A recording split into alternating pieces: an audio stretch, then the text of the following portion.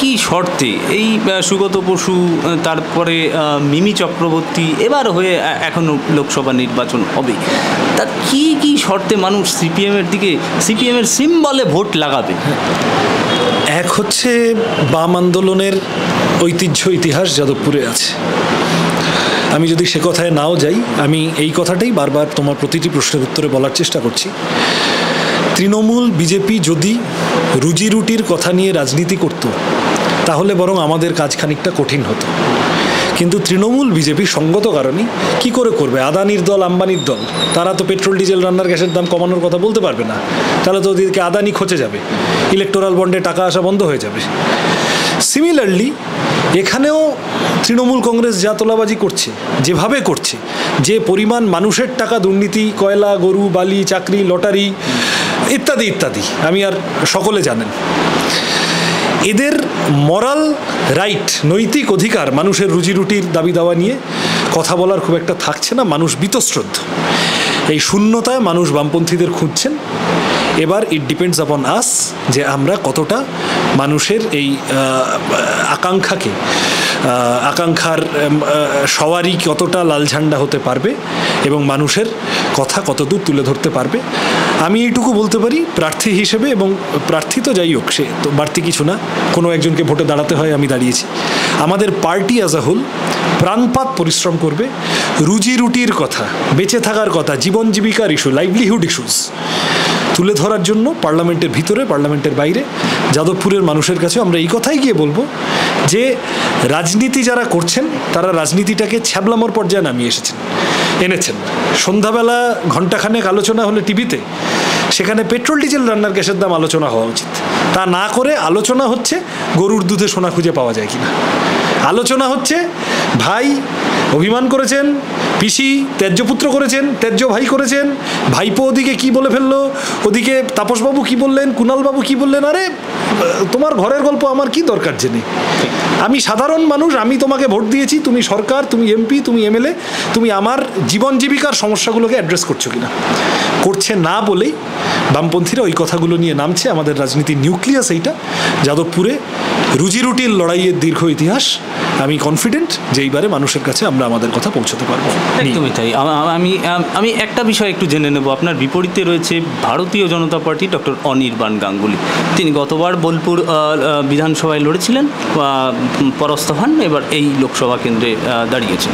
তো তিনি আমাদের যে সাক্ষাৎকারে জানিয়েছেন যে বামেদের ডেভেলপমেন্টাল মডেল ফেল, কারণ তারা 34 বছর সময় পেয়েছে, তারা যদি কাজ করার ইচ্ছে থাকতো করতো। এখন প্রধানমন্ত্রী বাড়িতে বাড়িতে নলের মাধ্যমে জল, 10 কেজি খাদ্যশস্য এসব পৌঁছে দিচ্ছে এবং ভ্যাকসিন দেওয়া হয়েছে করোনার কালে একদম বিনামূল্যে। সেই অর্থে বামেদের ডেভেলপমেন্টাল যে মডেল, সেটা কি ফেল করলো? আমি অনির্বাণ বাবু আমি শ্রদ্ধা করছি।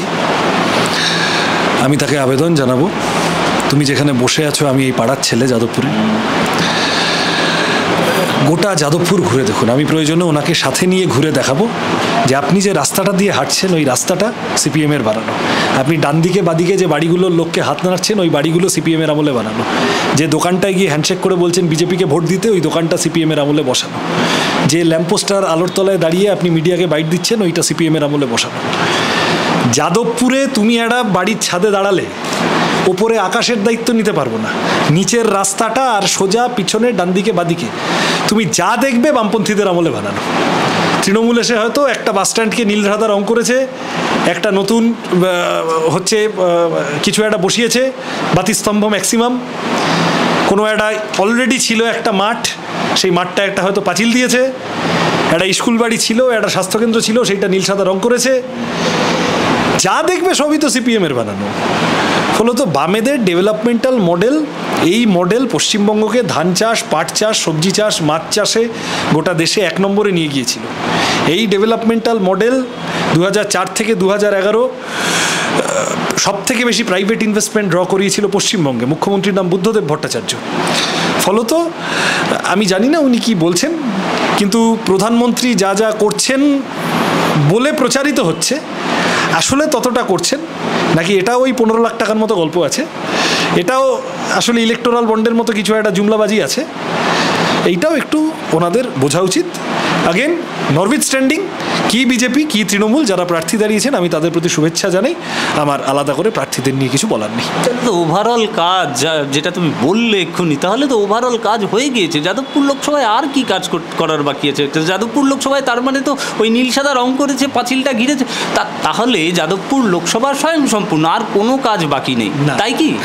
ডেভেলপমেন্টের কাজ তো চিরকাল হতে থাকে, এটা তো মানে আমি বলছি প্রাত্যহিক যে প্রয়োজনগুলো মানুষের পড়ে, রাস্তাঘাট, জল, কল, আলো ইত্যাদি, সেটা তো হতে থাকে। এবং তুমি এটা বুঝবে যে জেনারেশন আসতে থাকে, নতুন জেনারেশন পাল্টায়, এক অংশের মানুষ রিটায়ার করে, এক অংশের মানুষ 5 বছর আগে তোমার 5 বছর বয়স কম ছিল, কি তারও 5 বছর আগে তুমি হয়তো স্কুলে বা কলেজে পড়তে, তোমার হয়তো চাকরির তাড়া ছিল না, এখন তুমি চাকরির তাড়নায় হাউয়ের ক্যামেরা ধরেছো আমার সামনে। ফলত আমিও এই আজকের প্রজন্ম তার কাজের দাবি দেওয়া, তার লেখাপড়ার দাবি দেওয়া, তার বেঁচে থাকার দাবি দেওয়া, এইগুলো অ্যাড্রেস করতে চাইছি। এই কাজ চলমান, এই কাজ বিজেপি তৃণমূল করছে না কারণ তারা বড় লোকের party, as simple as that. CPIM গরিবের পার্টি, এটাই সিপিআইএমের রাজনীতির নিউক্লিয়াস। সিপিআইএম যদি অতীতে কোনো দিন 4টে ভোট কম পেয়ে থাকে, তার কারণ মানুষ মনে করেছেন যে তারা যথেষ্ট ভালো করে গরিবের রাজনীতি করছে না। আবার সিপিআইএম যদি কোনো দিন অতীতে 4টে ভালো ভোট পেয়ে থাকে, তার কারণ মানুষ মনে করেছেন এরাই পারবে গরিবের কথা বলতে। এখন তৃণমূল বিজেপি সরকারে আছে, শাসক দলের আছে, কিন্তু গরিবের কথা বলছে না। ফলত গরিবের পুরনো বিশ্বস্ত বন্ধু লাল ঝান্ডা, তার প্রতি ভরসা করার দিকে মানুষও তাকিয়ে আছেন, আমরাও মানুষের কাছে ফিরে যাচ্ছি। একসাথে মিলে আমরা নতুন যাদবপুর, নতুন বাংলা ভাঙা বুকের পাঁজর দিয়ে গড়ব। যদি তৃণমূলের দিকে একটু নজর রাখি, একেবারে অভিনেত্রী প্রার্থী হয়েছেন এবং তিনি একজন যুব নেত্রী, তার বিরুদ্ধেই সঙ্গে আমি যদি প্রশাসন জুড়ে দিই, আমার বেশ খানিকটা রয়েছে। এত একটা শক্ত জায়গা, কি করবেন, কিভাবে লড়বেন? উল্টো দিকে ভাই তৃণমূলের সিম্বলটা দাঁড়িয়েছে। মমতা ব্যানার্জি দাঁড়ালেও তৃণমূল, কলাগাছ দাঁড়ালেও তৃণমূল। ফলত আমার বিরোধী প্রার্থী যারা আছেন, কেবল তৃণমূল বা বিজেপি নয়, হতে পারে আরও কেউ দাঁড়িয়েছেন, কেউ নির্দল প্রার্থী দাঁড়াতে পারেন, কেউ অন্য কোনো পার্টির প্রার্থী দাঁড়াতে পারেন। আমি প্রত্যেককে শুভেচ্ছা জানাবো। আমার ধারণা গরমের মধ্যে আমাদের সকলকে ভোটকর্মীদের কাজ করতে হবে, প্রার্থী সহ সবাইকে, পুলিশ প্রশাসন, বিভিন্ন রাজনৈতিক দলের কর্মীরা, প্রত্যেককে গ্রীষ্মের দাবদাহের মধ্যে কাজ করতে হবে। প্রত্যেককে বলবো সুস্থ থাকুন, শরীর ভালো রাখুন, জল খান বেশি করে। রাজনীতির লড়াই, রুটি রুজির লড়াই, আমি আমার কথা গিয়ে বলবো, আমি গিয়ে সুকান্ত ভট্টাচার্যর কবিতা বলবো, তৃণমূল গিয়ে হাম্বা কাম্বা রাম্বা বলবে, অসুবিধে কী আছে? মানুষ বেছে নেবেন। মানুষের গণতান্ত্রিক অধিকার, কথা বলার অধিকার, ভোট দেওয়ার অধিকার, বিভিন্ন রাজনৈতিক দলের প্রচার সভা সমিতি করার অধিকার, এগুলো যদি কোথাও খর্ব হয় তাহলে লাল ঝান্ডা ছেড়ে কথা বলবে না। আদারওয়াইজ ব্যক্তির সাথে কোনো লড়াই নেই। শুভেচ্ছা রইল প্রত্যেকের প্রতি, সবাই নিজের নিজের কাজটা করবে, আমিও আমার কাজটা করব। মমতা ব্যানার্জি আজকে একদম গুরুতরভাবে আহত হলেন, কি বলবেন? আমি আরোগ্য কামনা করি, দ্রুত সুস্থ হয়ে উঠুন। রাজনৈতিক সমালোচনা তারপরে তো যা করব। একদমই প্রায় শেষের দিকে এসে পৌঁছেছি। একদম রুদ্রনীল ঘোষ তার দেওয়া একটি সাক্ষাৎকার, আপনাকে একেবারে আক্রমণ করে বললেন ভালোবাসি, তারপরে বললেন যেসব অর্নামেন্টাল ব্যাপার, এই সৃজন ভট্টাচার্য বা যা খবর তোমরা আমাদের দিচ্ছ, চুলদাড়ি না পাকলে ওখানে হবে না, ঠিক এই ভাষা। রুদ্রনীলবাবু ভালোবাসি বলেছেন কিসে? আমি আবার বলছি, রুদ্রনীলবাবুকেও শুভেচ্ছা, তুমি আবার জানিয়ে দিও পাল্টা। আমার লড়াই রাজনীতির পক্ষে, কতগুলোর একটা নির্দিষ্ট রাজনীতির পক্ষে দাঁড়িয়ে, কতগুলো নির্দিষ্ট রাজনীতির বিরুদ্ধে।